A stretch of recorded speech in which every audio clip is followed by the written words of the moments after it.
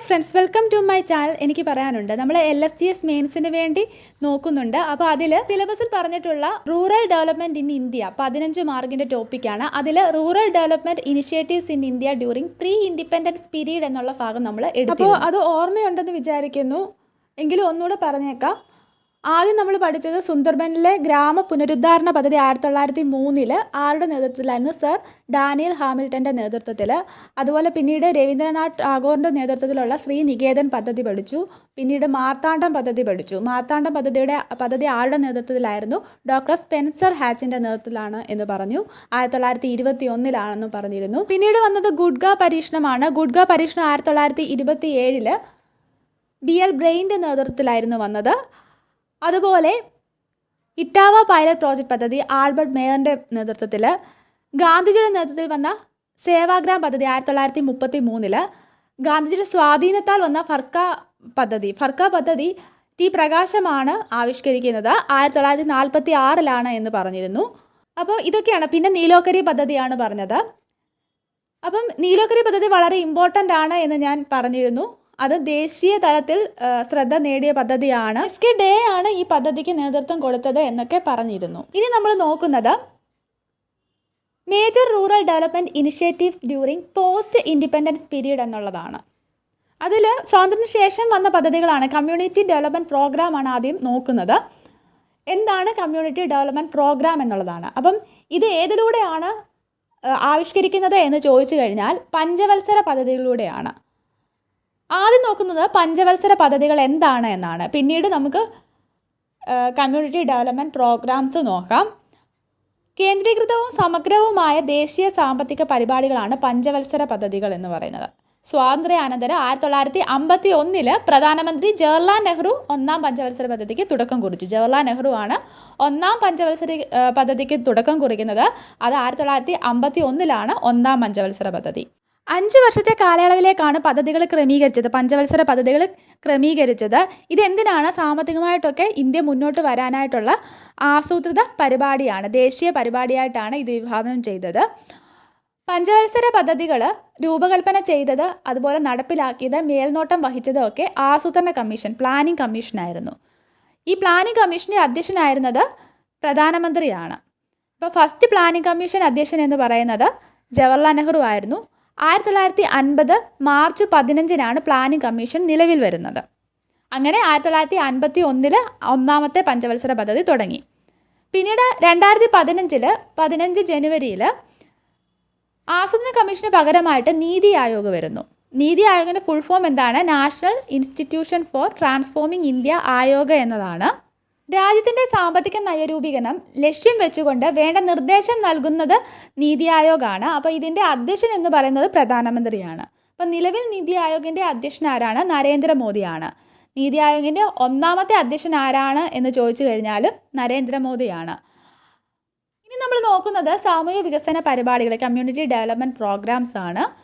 Community വികസന പരിപാടി 1952 October 2 നിലവിൽ വരുന്നത്. 55 കമ്മ്യൂണിറ്റി വികസന പ്രോജക്റ്റുകളായിട്ടാണ് ഇത് നിലവിൽ വരുന്നത്. നിലവിലുള്ള സാമൂഹ്യ സാമ്പത്തിക ക്രമത്തിന് വ്യത്യാസം വരാതെ സമൂഹത്തിൻ്റെ അടിത്തട്ടിൽ ജനാധിപത്യ സ്ഥാപനങ്ങൾ രൂപീകരിക്കാനും ഗ്രാമീണ ജനങ്ങൾക്ക് ഭൗതിക അഭിവൃദ്ധി വർദ്ധിപ്പിക്കാനും ഇത് ലക്ഷ്യമിടുന്നു.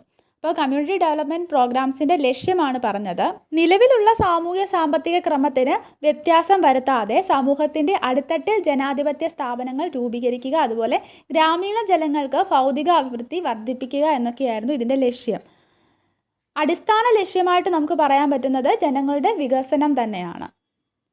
ഇനി സാമ്പത്തിക വികസനം, അതുപോലെ സാമൂഹിക നീതി, ജനാധിപത്യത്തിൻ്റെ വളർച്ച എന്നിവയാണ് ഇതിൻ്റെ വിശാല ലക്ഷ്യങ്ങൾ. ഈ പദ്ധതി അനുസരിച്ച് ഒരു പ്രോജക്റ്റ് ഓഫീസറുടെ നേതൃത്വത്തിൽ കൃഷി, മൃഗപരിപാലനം, സഹകരണം, വ്യവസായം, ഗ്രാമീണ സാങ്കേതിക വിദ്യ എന്നീ മേഖലകളിൽ നിർവഹണ ഉദ്യോഗസ്ഥരുണ്ടാകും. ഓരോ പ്രോജക്റ്റിനും 5 മുതൽ 10 വരെയുള്ള ഗ്രാമീണർക്കായി 60 വിവിധോദ്ദേശ ഗ്രാമതല പ്രവർത്തകരും ഉണ്ടാകും.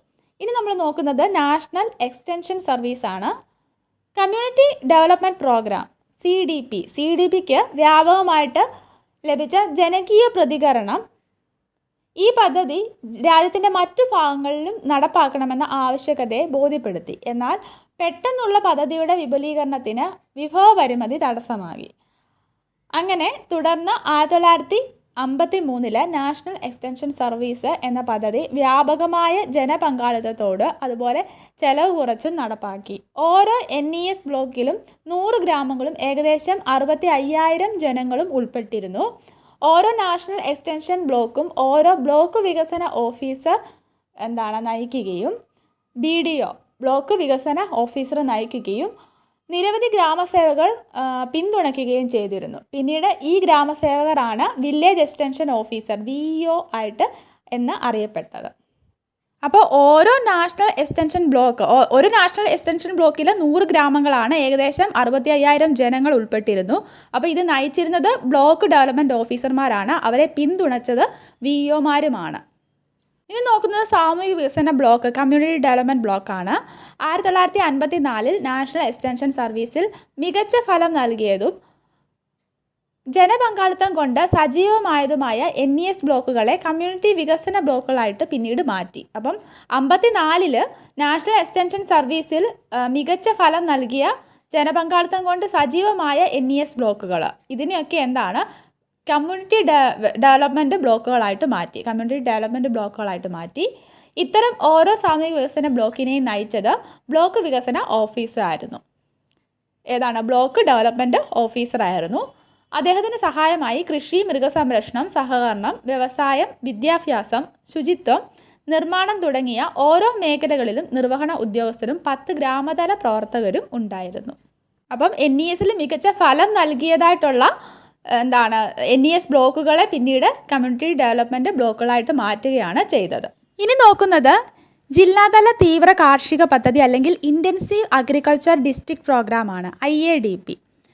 ജില്ലാതല തീവ്ര കാർഷിക പരിപാടി 1960 തിരഞ്ഞെടുക്കപ്പെട്ട 15 ജില്ലകളിലായിട്ടാണ് ആരംഭിച്ചത്. 15 ജില്ലകളിലായിട്ട് 1960 ആരംഭിച്ച പദ്ധതിയാണ്.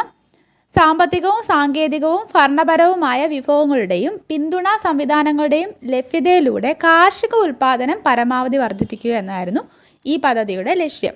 അപ്പം കാർഷിക ഉൽപ്പാദനം പരമാവധി വർദ്ധിപ്പിക്കുക എന്നതാണ് ഈ പദ്ധതിയുടെ ലക്ഷ്യം. ജലസേചനം, കുറച്ച് മാത്രം വെള്ളം ആവശ്യമായിട്ടുള്ള കൃഷി, തരിശുഭൂമി ഉപയോഗമാക്കി തീർക്കൽ, വളങ്ങളുടെ വിതരണം, വിത്തുകളുടെ വർദ്ധിപ്പിക്കലും വിതരണവും, വിള സംരക്ഷണം, നവീകരിച്ച കാർഷിക ഉപകരണങ്ങളുടെ വിതരണം, ശാസ്ത്രീയ കൃഷി രീതികൾ അവലംബിക്കുക തുടങ്ങിയവ ആവശ്യമായ സാങ്കേതിക ഘടകങ്ങളിൽ ഉൾപ്പെടുന്നു. ഇനി നോക്കുന്നത് IAAP അല്ലെങ്കിൽ തീവ്ര കാർഷിക മേഖലാ പരിപാടിയാണ്. ജില്ലാതല തീവ്ര കാർഷിക പരിപാടിയുടെ ശ്രദ്ധേയമായ ഫലം നവീകരിച്ച കാർഷിക സാങ്കേതിക വിദ്യയുടെ നേട്ടങ്ങൾ, ഇതൊക്കെ ചെലവ് കുറച്ച് രാജ്യത്തെ കൂടുതൽ ജനങ്ങളിലേക്ക് എത്തിക്കാൻ ഗവൺമെൻറ്റിനെ പ്രേരിപ്പിച്ചു. ഇത് 1964 തീവ്ര കാർഷിക മേഖലാ പരിപാടി ആരംഭിക്കുന്നതിലേക്ക് വഴിതെളിച്ചു. അപ്പം 1964 തീവ്ര കാർഷിക മേഖലാ പരിപാടി ആരംഭിക്കുന്നത്. എന്തിനു വേണ്ടിയാണ്? നവീകരിച്ച കാർഷിക സാങ്കേതികവിദ്യയുടെ നേട്ടങ്ങളൊക്കെ ചെലവ് കുറച്ച് രാജ്യത്തെ കൂടുതൽ ജനങ്ങളിലേക്ക് എത്തിക്കാനാണ്. ഇനി അത്യുൽപാദന ശേഷി കൈവരിക്കൽ പരിപാടിയാണ് ഹൈ യീൽഡിംഗ് വെറൈറ്റി പ്രോഗ്രാം. തീവ്ര കാർഷിക ജില്ലാ പരിപാടിയും തീവ്ര കാർഷിക മേഖലാ പരിപാടിയും അത്യുൽപാദന ശേഷി കൈവരിക്കുന്ന കാർഷിക സാങ്കേതിക വിദ്യ വികസിപ്പിക്കുന്നതിൻ്റെ അടിയന്തര ആവശ്യകത ബോധ്യപ്പെടാൻ ഇടയാക്കി. അത്യുൽപാദന ശേഷിയുള്ള ഗോതമ്പ് മെക്സിക്കോയിൽ നിന്നും, നെൽവിത്തുകൾ ഫിലിപ്പീൻസിൽ നിന്നും പരീക്ഷണാടിസ്ഥാനത്തിൽ ഇറക്കുമതി ചെയ്തു. അതിനുശേഷം ഇന്ത്യൻ ശാസ്ത്രജ്ഞർ അത്യുൽപാദന ശേഷിയുള്ള ചോളത്തിൻ്റെ ഇനങ്ങൾ വികസിപ്പിച്ചു. 1966 അത്യുൽപാദന ശേഷി കൈവരിക്കൽ പരിപാടി ആരംഭിക്കുകയാണ് ചെയ്തത്. ഈ പദ്ധതി ഭക്ഷ്യധാന്യ ഇറക്കുമതി ഇല്ലാതാക്കാനും അതുപോലെ ഭക്ഷ്യ സ്വയം പര്യാപ്തത കൈവരിക്കാനും ഇന്ത്യയെ സഹായിച്ചു. അത്യുൽപാദന ശേഷിയുള്ള വിത്തിനങ്ങൾ അവതരിപ്പിക്കുന്നതിൽ മാത്രം സാങ്കേതിക വികാസം ഒതുങ്ങി നിന്നില്ല. സന്തുലിതമായ വളപ്രയോഗം, വിള സംരക്ഷണം, ജലസേചനം, പരിഷ്കരിച്ച ഉപകരണങ്ങൾ എന്നിവ കൂടിച്ചേർത്ത് ഒരു ഹരിത വിപ്ലവം രാജ്യത്ത് നടപ്പിലാക്കി. അപ്പം ഹരിത വിപ്ലവം ഈ കാലയളവിലാണ്, 66 കാലയളവിലാണ് നടക്കുന്നത്. MS സ്വാമിനാഥനാണ് ഇത് കൊണ്ടുവരുന്നത്. ഇനി നമ്മൾ നോക്കുന്നത് പരിശീലന സന്ദർശന സംവിധാനമാണ്. 1974 ചമ്പൽ മേഖലയിലും മറ്റും നടപ്പിലാക്കിയ ലോകബാങ്ക് സഹായത്തോടെയുള്ള പൈലറ്റ് പ്രോജക്റ്റിൻ്റെ അനുഭവത്തിൻ്റെ അടിസ്ഥാനത്തിലാണ് ഒരു കാർഷിക അനുബന്ധ പരിപാടി എന്ന നിലയിൽ ഇതിന് രൂപം കൊടുത്തത്. അപ്പോൾ പരിശീലന സന്ദർശന സംവിധാനം എന്നത് എന്താണ്? ഒരു കാർഷിക അനുബന്ധ പരിപാടിയാണ്. കാർഷിക ഉൽപ്പാദനവും അതുവഴി കർഷകരുടെ വരുമാനവും വർദ്ധിപ്പിക്കാനും സഹായിക്കുന്ന ഒരു സേവന പരിപാടിയാണ് ഇത്. ഇനി അടുത്തത് കൃഷി വിജ്ഞാൻ കേന്ദ്രമാണ് നോക്കുന്നത്. നിലവിലുള്ള കർഷകർക്കും സ്വയം തൊഴിലായി കൃഷി സ്വീകരിക്കാൻ ആഗ്രഹിക്കുന്നവർക്കും ആവശ്യങ്ങളെ അടിസ്ഥാനമാക്കി കൂടുതൽ വിദഗ്ധ പരിശീലനം നൽകുന്നതിനാണ് കൃഷി വിജ്ഞാൻ കേന്ദ്രം രൂപീകരിച്ചിരിക്കുന്നത്. ആദ്യത്തെ കൃഷി വിജ്ഞാൻ കേന്ദ്രം 1974 പോണ്ടിച്ചേരിയിലാണ് ആരംഭിക്കുന്നത്. അപ്പം ആദ്യത്തെ കൃഷി വിജ്ഞാൻ കേന്ദ്രം ആരംഭിക്കുന്നത് 1974 പോണ്ടിച്ചേരിയിലാണ് ആരംഭിക്കുന്നത്. ഇതിൻ്റെ ലക്ഷ്യം കാർഷികോൽപാദന വർധന സാധ്യമാകുന്ന വിധം ശക്തമായ പരിശീലന പിന്തുണ ലഭ്യമാക്കുക എന്നതാണ്. അടുത്തത് പ്രവർത്തന അധിഷ്ഠിത ഗവേഷണ പദ്ധതി ORP ആണ് നോക്കുന്നത്.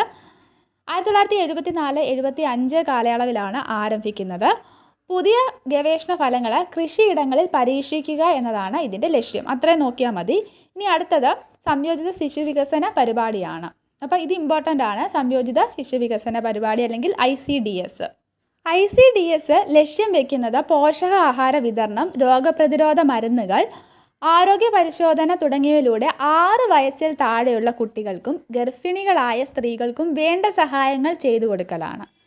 കൂടാതെ കുട്ടികൾക്ക് അനൗപചാരിക പ്രീ സ്കൂൾ വിദ്യാഭ്യാസം, അതുപോലെ സ്ത്രീകൾക്കുള്ള ആരോഗ്യ വിദ്യാഭ്യാസം എന്നിവയും ഇതിൻ്റെ ഭാഗമാണ്. 1975-76 കാലഘട്ടത്തിൽ പരീക്ഷണാർത്ഥം 33 പദ്ധതി മേഖലകളിലാണ് ഇത് ആവിഷ്കരിച്ചത്. ഇനി അടുത്തത് ജോലിക്ക് കൂലി ഭക്ഷണം പരിപാടിയാണ് FFW. 1977 ഏപ്രിൽ മാസത്തിലാണ് ഇത് തുടങ്ങിയത്. ഇത് ലക്ഷ്യം വയ്ക്കുന്നത് വിശപ്പും ദാരിദ്ര്യവും ഇല്ലായ്മ ചെയ്യുക, അതുപോലെ ഗ്രാമപ്രദേശങ്ങളിൽ പൊതു ആസ്തികളുടെ അല്ലെങ്കിൽ സ്ഥാപനങ്ങളുടെ നിർമ്മാണവുമാണ്. ഇതിനായിട്ട് ദരിദ്ര ഗ്രാമീണർക്ക് പ്രത്യേകിച്ചും തൊഴിൽ ക്ഷാമമുള്ള സമയങ്ങളിൽ തൊഴിൽ പ്രദാനം ചെയ്യുന്നു. ഇതിൽ കൂലി ഭക്ഷ്യധാന്യങ്ങളായിട്ട് സഹായ വിലയ്ക്ക് നൽകി ഗുണഭോക്താക്കൾക്ക് അത്യാവശ്യ പോഷണം ഉറപ്പുവരുത്തുകയാണ് ചെയ്യുന്നത്. അപ്പോൾ ഫുഡ് ഫോർ വർക്ക് പ്രോഗ്രാമാണ് പറഞ്ഞത്. ഇനി അന്ത്യോദയ പരിപാടി. രാജ്യത്തെ ദരിദ്രരായവരെ ഉയർത്തിക്കൊണ്ടുവരുന്നതിനായിട്ട് വിഭാവനം ചെയ്ത പദ്ധതിയാണ് അന്ത്യോദയ പരിപാടി. അന്ത്യോദയ എന്ന് പറഞ്ഞാൽ ഒരു വരിയിലെ ഏറ്റവും ഒടുവിലത്തെ ആളിൻ്റെ ക്ഷേമം എന്നതാണ്. ഒരു വരിയിലെ ഏറ്റവും ഒടുവിലത്തെ ആളിൻ്റെ ക്ഷേമം എന്നതാണ് അന്ത്യോദയ എന്ന വാക്കിൻ്റെ അർത്ഥം. 1978 ജനതാ സർക്കാർ ആണ് ഇത് ആരംഭിക്കുന്നത്. അന്ത്യോദയ പരിപാടി ആരംഭിക്കുന്നത് ഏത് സർക്കാരാണ്? 1978 വന്ന ജനതാ സർക്കാരാണ്. ഈ പരിപാടി നിലനിന്നിടത്തോളം കാലം ഓരോ വർഷവും ഓരോ ഗ്രാമത്തിലെയും ദരിദ്രരായവരുടെ 5 കുടുംബങ്ങളെ കണ്ടെത്തി അവരുടെ സാമ്പത്തിക ഉയർച്ചയ്ക്കായിട്ടുള്ള പ്രയത്നങ്ങൾ നടത്തിയിരുന്നു. എന്നാൽ തുടർന്ന് വന്ന ഭരണകൂടം ഈ പദ്ധതിക്ക് മതിയായിട്ടുള്ള പ്രാധാന്യം കൊടുത്തില്ല. അപ്പോൾ ജനതാ ഗവൺമെൻറ്റാണ് അന്ത്യോദയ പ്രോഗ്രാം കൊണ്ടുവരുന്നത്. വീഡിയോ ഉപകാരപ്പെട്ടെങ്കിൽ ലൈക്ക് ചെയ്യുക, ഷെയർ ചെയ്യുക. Thanks for watching.